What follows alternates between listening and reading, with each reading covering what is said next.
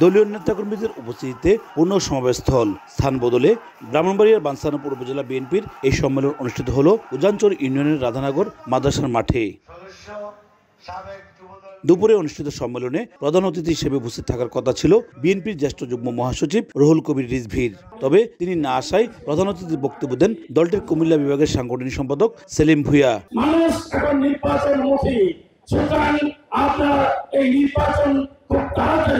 আগামী ফেব্রুয়ারি মার্চের মধ্যে আমরা নির্বাচন চাই। নির্বাচন হবে, আপনাদেরকে সবরকমের গ্যারান্টি আমরা দিব।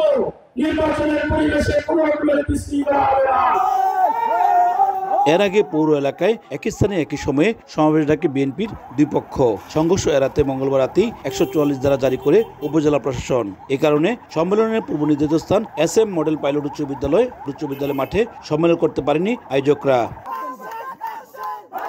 এদিকে 144 ধারার মধ্যেই উজানচর ইউনিয়নের কৃষ্ণনগর এলাকায় বাঞ্ছারামপুর হুমনা সড়কে আগুন জ্বালিয়ে ও গাছ ফেলে অবরোধ করেন সাবেক এমপি ও বিএনপির কেন্দ্রীয় কমিটির সদস্য আব্দুল খালেকের সমর্থকরা।